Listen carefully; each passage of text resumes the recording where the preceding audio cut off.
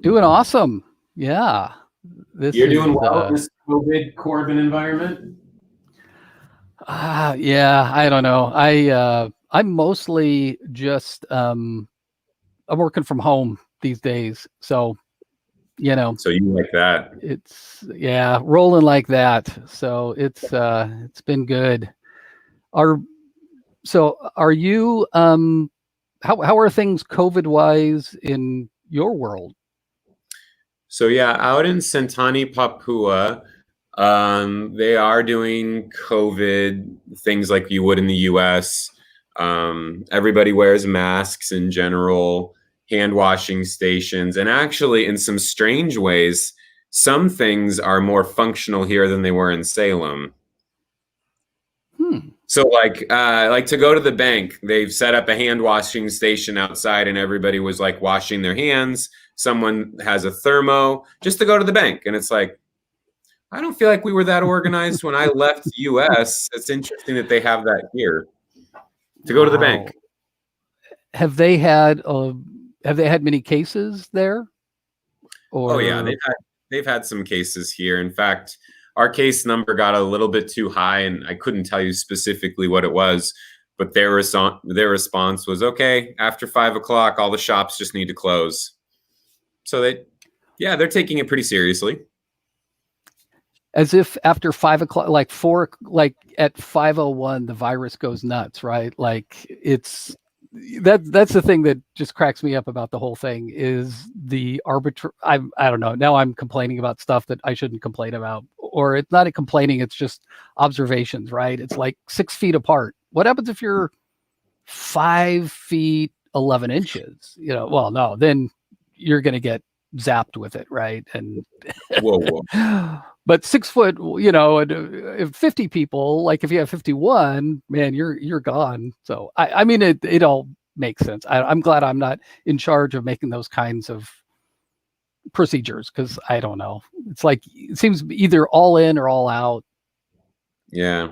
but you can't do that. So yeah, but yeah. So it looks like we're live and we have hundreds of people watching at this moment. So Thousands. Wow. no, yeah. In fact, so tell us something about yourself. You have a biggest. So this is for the Corbin School of Ministry Facebook page. Mostly a lot of alumni here, so I'm sure a lot of people know you, and you know a lot of alumni people. So, what is Yeah. your association with Corbin?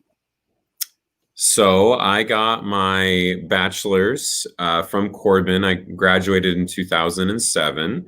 In 2010, I came back part-time as an adjunct Bible teacher, and I taught from 2010 to 2020. Also in 2020, I finished a doctorate of ministry through Corbin School of Ministry in strategic leadership, and it was actually on the topic of measuring results of discipling relationships with our Papuan population there at Corbin, which then I guess opened the door to come to Papua and to work with a new upstart school that has a partnership with Corbin that is hoping to become like our partnership at UPH in Jakarta, the teachers college that has Corbin accredited degrees. That's not currently what we are right now, but that is what we are trying to do, is setting up a path for the students here in Papua to get most of their language skills ready, and some actually even preliminary classes to come to Corbin. And so we have a pretty big cohort that's been waiting to come to Corbin. That it's been delayed because of COVID, but there's about 40 students who are currently in Corbin classes. They're taking, bachelor's level classes right now that would be there if this wasn't happening. So, are they taking those classes through you, or they're doing online stuff?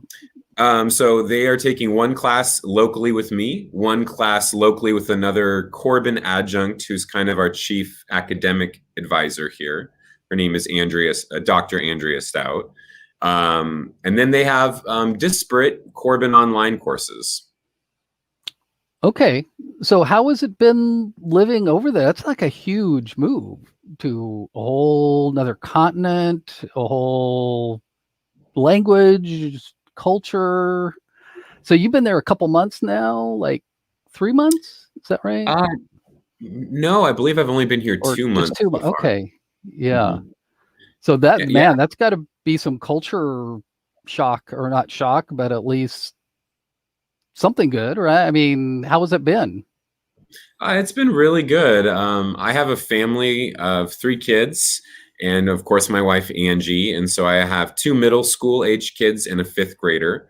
And so moving them Wow. here has involved them getting into an international school, which is in English, and it's mostly expats. Hmm. So, so yeah, it's been a big process. Man. So have they I mean that because we moved to Australia when I was probably middle school age, late elementary, and so we moved from America to Australia. So that was I mean, same language, all that kind of stuff. But I remember that was like really, it was huge, because you're uprooted from a lot of stuff, and so um, yeah. Yeah, So I'm sure they're doing great. no, You guys are awesome. So they're doing yeah, no. well. The move is was a big move for the kids. We had to sell everything, leave behind friends and family, and so it was a lot to ask of my children, but they've responded pretty well. And now that we're here, I mean, they've found things that they love, going to beaches and snorkeling. How far Mhm. like their allowance dollar goes. Neighborhood friends who don't speak their language at all that they run around and play with. I mean, there's it just, and then just differences that maybe they appreciate, Yeah. whether it's the food or whether it's living next to a giant mountain or whether it's just the Yeah. tropical vibe that it's to be on living on the equator. So, but yeah, Wow. we're learning the language as a group, and my son Caden and I probably have the most language fluency for going places and doing things, Mhm. just through like Duolingo. But these days it's just easier to like to move somewhere because you can keep your cell phone provider. Yeah. You can use Google Translate if you get stuck Yeah. somewhere. It's just I guess a little bit easier. Yeah. And so, I mean, like we talked all summer the same way, right? So, I mean, this is how, so you might as well be here, or you could be across the street, or you could be, Right. thousands of miles away, and we still get to connect. Yeah. So, now is there, what's the church situation like there? So in on the island of Papua, it's predominantly Christian. There, Mhm. you hear a lot of Muslim mosque, calls to prayer everywhere you go. But Really? yeah, but Wow. they are the Islamic people are a pretty big minority. And Papua is pretty Christian, but living near Jayapura, which is the capital, and in Sentani, where I live, there are a number of Muslim people, and largely they're from other islands, and they came here, so they would be Mm. considered kind of not Papuan, but it's very Christian here, and it's actually culturally Christian too. Wow. So you have to when you are born at the hospital, there are 5 options of a religion that they check for you. And so your religion Wow. is part of your identification card, and they don't like people changing religions. So it's very easily to identify, of course I'm a Christian. I was born a Wow. Christian, So but to my maybe card right here. my Yeah. card. Of course I'm a Christian. Wow. Here's my card. It's like, "Oh, but do you follow Jesus?" So it's kind of a strange similarity to the US, that like corporate identification, but not really individual practice. Wow, that's so cool. So how have you found the students responsive to discipleship um, issue, or discipleship invitations, I guess, or opportunities? Is that Has it been similar to the international students you worked with here? Um, so if I'm understanding your question, you're kind of asking, have there been discipleship opportunities here? Yeah, yeah, yeah. Yeah, I would say so. My role is kind of a strange role because there I do teach, but I also kind of oversee student life, which includes the RAs and some of the student activities. But I also, in some levels, think about the big picture of the university. I'm on like that level of leadership. And so it's Oh, wow. strange because sometimes I'm teaching, but other times we're making university decisions. And Mhm. so my primary discipling relationships are probably with RAs at this point and with other people in leadership and Mhm. not necessarily with students specifically.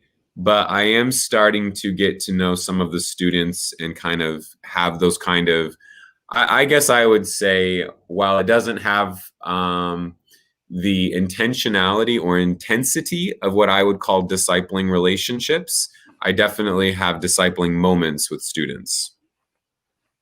That's wow. That is so cool. That's so as so and you've been teaching, so you're teaching now. You seem like you have a lot of teaching experience. So how has what are some of your thoughts about education as we enter this weird time of not being able to be face to face as much as possible, as we have in the past? Is that a good thing? Is it a bad thing? What are your thoughts about this new reality of the way we teach and learn? I missed some of that. I apologize. Oh yeah. So I'm not sure if so education in today's world, what is going on with all that? Is it good having remote, and I don't like the word remote, but is it, the idea of online learning, is it a good thing? Is it bad? I think it's a good thing. I think much like with church, when you move everybody to remote church and you can still do the teaching part distance, you can watch a streamcast of like the church service, or they make a polished recording and send it out, and you Mhm. realize that you can learn at distance. That's not hard. And then when you actually get into a classroom experience, now you have all this thinking about, well, I do most of the teaching outside of the class. So if I don't return right back to teaching in the class, maybe there's an opportunity for me to do something new in the class. And similarly, churches who realize, most of our people have been learning at distance. Now that we can open the doors, or soon can open the doors to regular services, do we just want to run back to teaching them here? Because if they're accustomed to learning at home, maybe we could do Mhm. something different with this synchronous space. And so I think the online learning in this season will open all kinds of new thinking about what we do when we're together. Yeah, in fact, because I was talking to Tim last week about sort of ETS, the big conference, and so the way it's set up is every year at November for 3 or 4 days, everybody flies to the same place for 3 days. You talk to each other, and then you fly home, and then it's kind of over. It costs a lot of money because you have to fly, as to hotel, you have to rent a car, really expensive. But now that they're doing it all virtually, it's sort of like now we have kind of got rid of a bunch of constraints, geographical constraints, time constraints. Like I was telling him, like, why don't we just have the conference last all year long? Because if you're not Ooh. traveling anywhere, like January can be Old Testament month, and we have New Testament, and so, but I think there's a frame of thinking that is so foreign to us that, like, we haven't had to think in this way, but now we have the opportunity to maybe think this way, that there are actually tons of different things that we could possibly do with this new setting that I don't even think we're able to understand right now, you know. Yeah, it's just changing the way we think about things. And so, yeah, you have to be adaptive. I think that there are a number of people who have this survival mindset of like, this is the way things were, and we're hoping to come right back. So we'll band aid this rather than going, hey, if we change what we're doing, we can come back to something far better. And I think the students are realizing this too. Like, so if I can do the learning at home, then what is the advantage of coming to the classroom if you do everything the same? I Yeah. think maybe begging the question, should we do things the same when we can do this at distance? And I sincerely hope churches are thinking this through, because growing up in the church in the West, I feel that I often went to church and thought, this is like going to a movie theater to watch the news with strangers, because I come in, I sit down, I watch, there's stuff going on up there. I might stand, sit, whatever. But like, these people look really interesting, but I don't really know them. And I understand I could come here more to meet them, but that's not really, this is my time here. And I feel like this listening stuff I could do at home. And I feel like when I'm here, I'd kind of like to get something going on with these people. Yeah. And then when you realize you can do that in a different way, right? I mean, because when they're talking, I don't know if you've heard about the big thing John MacArthur's church is going through, right? Where they were told not to meet. And then he's like, we're going to meet. I don't care. They can shut us down or whatever. Like, I don't know what to think about all that. But, this is one thing we're faced with is, what happens if the governor comes and says, you can't meet on Sunday? And I think there are two ways of looking at that. One is to say, oh no, we're going to meet, we have to meet. And the other is like, it doesn't matter. Like, that's not what the church is. The church isn't Sunday morning. That's a thing that we do. It's part of what we do. But if we didn't do that here, we could do that somewhere else. You can't stop the church being the church. Like, there's nothing the governor can say that is going to stop that. If she says you can't meet on Sunday, it's like, okay, fine, we're not going to meet on Sunday. It doesn't really matter. We can do that another way, but we can still meet with each other. We can still, Zoom, we can call, we can go to the park or something. And I think in classes, we've thought of that too, is that class is Monday, Wednesday, Friday, 9 to 9:50. It's like, well, no, it's not. Class goes on all week. It's the reading, it's the discussion, it's all this kind of stuff. And so I think what is happening to education and the church and everything, I just really hope that we can step back and learn from all the lessons that have sort of been forced on us in a way, right? Yeah, I think church history provides us a lot of insight into what like true, I guess, oppression of the church looks like, and also the reciprocal benefits when the church had to survive differently. There are so many benefits from church history to either, I guess, changing times, we could say generally, or actual challenges related to government or, oppression. Of course, spreading the seeds elsewhere, empowering of people because their structure has to change. There are so many benefits if we embrace them and we look for them. But again, much like education, if you're just looking how to get right back to the same model, and you force your way through it, then yeah, there's going to be some challenges. Yeah, I just hope that because this is one thing that I sort of through the semester doing a lot of stuff on Zoom, it's like I think I've done a couple things well. I've done things that haven't quite, but that's the only way that you learn is really to try things. Okay, that didn't work that well, so let me change it a little bit next time. And then that's how you learn, is by trying. I mean, that's what we teach in the classroom, right? Like, take this quiz. Okay, here, the assessment. You need to work better on this or the other thing. And so I think there are just a lot of really positive things in education that are going to happen as a result of this, or could happen if we're open to them. Right. Yeah.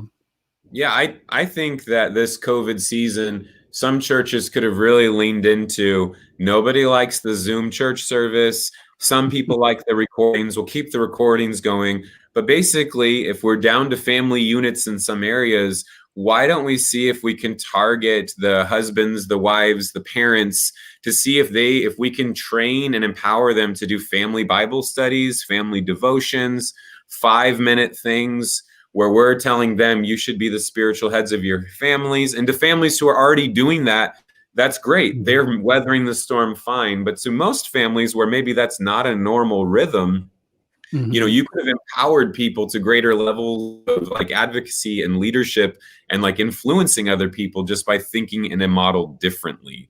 And so I'm not suggesting that that's easy to do, and large churches and small churches could have done that. I'm not saying to critique, and I'm sure that some churches have done this and better ideas than you and I know about. But I Oh just yeah. think it's the thinking, what opportunities does this season hold if we're really trying to understand how can we be the church differently in this season? Yeah, yeah. And this in education too, I think that there's going to be some really powerful things happening. So have you done are you doing like Zoom stuff now? Like or is it mostly like asynchronous type classes Oh, that you're doing? so my school is one of the few schools in the whole island that's meeting in person. So actually, if I'm teaching the Papuans here, it's masked or face shielded at distance, but I'm able to teach in the classroom. If I'm teaching for Corbin online, that would be a pure asynchronous model with students back in the U.S. and some here. But if it's Mhm. just geared at these students, I can be in person. That's wow, that's great. Yeah. That's so what are some lesson, I guess, over the last couple of years as you've been teaching and studying discipleship, what are some of your observations about university? Like what would you tell college students? And you do tell college students because you're with them all the time, but if someone is entering college, what is Mhm. one thing that you might tell them, like make sure you start with this habit or this ideal or something? Yeah, I think I'm following that question. Kind of what advice would I give? Is that correct? Yeah, yeah, yeah, yeah. Yeah. And I You like the know, way you rephrase my question. That's good because I don't know how to ask a question. well, just making sure I No, that's good. heard it. That's good. Yeah. But yeah, I think I'm learning in this season of life that I have a tendency to look for mountaintops and milestones, or to use like the language of math, like punctiliar, these points that as soon as I get my master's or my doctorate, or as soon as I get this job, or as soon as I get to this point, that will be it, or that will be the goodness. But that's a God who is a destination, and a God who is leading me to points. And I'm starting to realize that God is in the going, that he is in the moving, that in Abraham getting to the promised land, he was not done. God was still going. And so I keep finding myself thinking about, man, when I get to this point or this next thing, I get there and I realize we're still going. And so I feel like I'm learning to kind of take a step back, to reflect more often, and to realize that the points on the map are ones that I make. That's on the map are because God's moved somewhere else. And it's a reflection of the book by Robert Clinton, The Making of a Leader. Mhm. But in that book, he's really talking about how God is leading us through, not for the, because he sees a larger picture of your life and ministry. For example, university in Salem opened the door to get me here, but God's not done. He's still moving ahead. And so I realize that now that I'm here, he's already moving ahead, which doesn't mean that I'm leaving this area, but it means that's what it took to get me on the plane, because I needed to be complicit in his plan, right? Was to Yeah. make that connection. But he's a God of going. And so I'm learning, I guess, to stop to realize that there is a bit more journey in the process and a little bit less about struggling to get to the next point. Yeah, and so much of that too is the long picture, right? That this isn't, like you don't get stuck in the moment, that moment, but you realize that I have been here for a while and there's a story coming after this. And so much of that whole people are, especially like on Facebook and stuff like that, people are just so freaking out. And it's like, just take a breath, realize this is like a moment in, God's history. And the problem is we get so fixated on that one point that we lose the bigger picture that, hey, it's going to be okay. You know, this is like a 4-year thing or a 8-year. It's going to go up and it's going to go down, and we're going to get through this. You know, it's this moment does not define the world. It doesn't define your life, and Right. you don't have to And freak out. if I could, I think that I have a tendency to want to get to the next point, no, and just struggle and get there to, get the next job, the next degree, or publish, or do something, and not realize that God is not like trying to get me these accomplishments or milestones. I feel that as I read scripture and understand how God prepares leaders, and again, reflecting on some of the leadership materials, that like God is in preparing us and forming our character. And so sometimes I go through seasons where I'm struggling to complete something when I think God is wanting me to struggle to become something.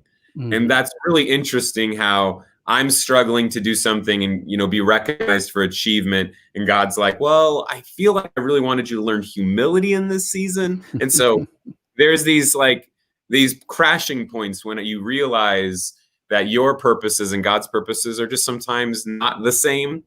But there's comfort in realizing that God isn't the God of going. We're going with him. We don't always know where it's going, but we know, of course, that he's leading us well. But I'm supposed to be growing in this season for the next one, not to look past this one, but to embrace, like, maybe that's why this is so hard, is new things are needing to grow in me. So do you think college students especially struggle with that? Because it's almost like there's an acceleration. It's almost like college years are like dog years in a sense, because it is just, it happens so fast, right? Like 4 years and it's done. But when you're in the middle of it, it feels so intense, right? And so that's good advice. Yeah.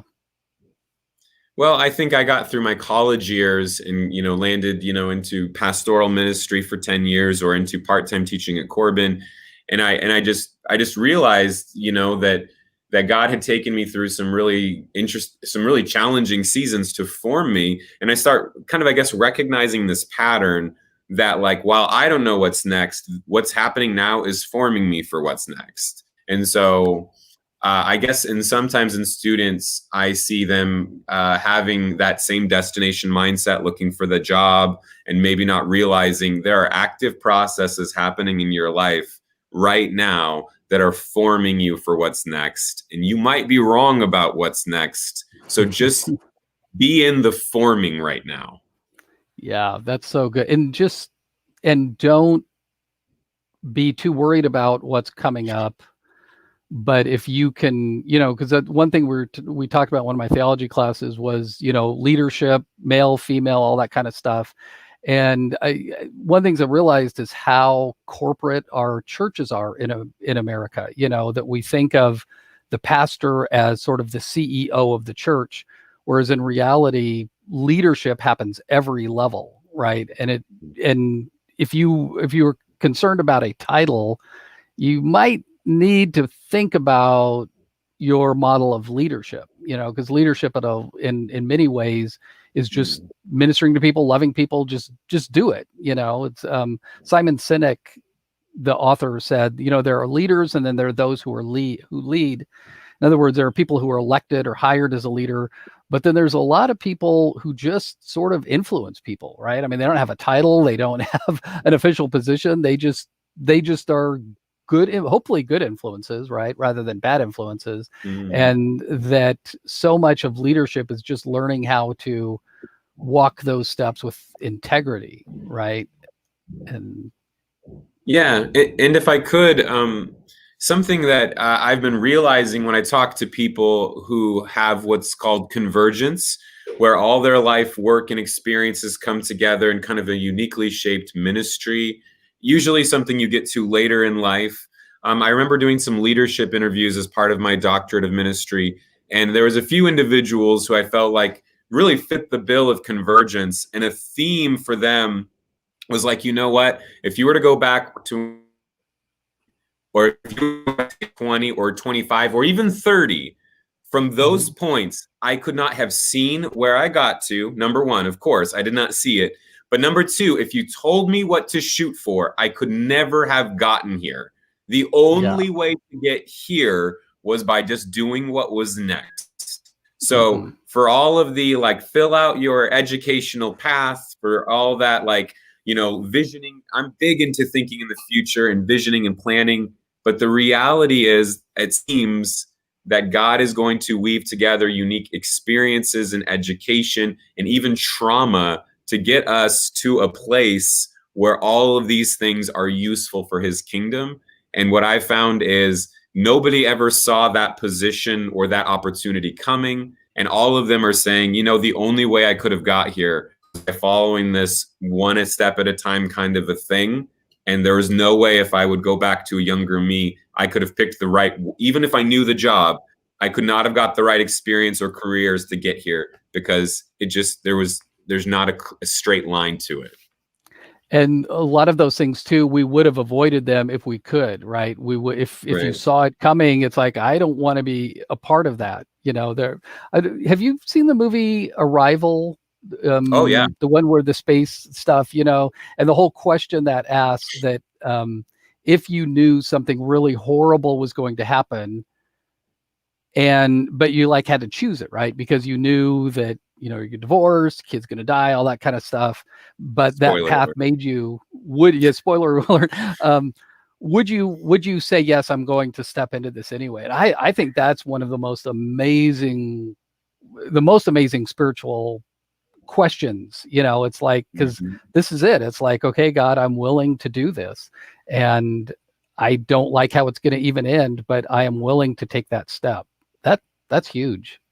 Well, I mean, very similarly, if you were to show 25-year-old me the path that adoption of kids would take you, all the pain that it caused, but then to show like the sweetness of like this season being on mission together, I feel like it would be, you could play the same music from Arrival and show it to me, and I would be in this like, I don't even know, because that darkness of pain looked super intense. But the sweetness looked good too. And so I think that's actually really captures it well. Yeah, that makes me want to go watch that movie. Have you read the short story that comes from The Story of Us? It's a short story that it was based on. Shaban, I think it's really good. Yeah, if you can find that, it is even more intense with that theme. So. Sweet. All right. Well, you've got to start your day, man. It's morning for you, right?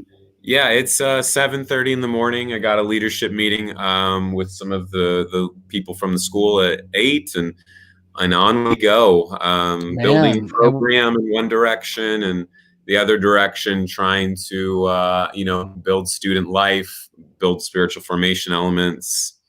Yeah, it's kind of in all directions right now. That's so cool. Yeah, I am glad. I'm sad you're gone, but I'm glad you're there. I'm glad we can connect, and I look forward to hearing more about how your adventures are going. And good talking to you, brother. Yeah. All right. Good talking to you. We'll see you later. I'm gonna go ahead and press this in the broadcast thing. And high five.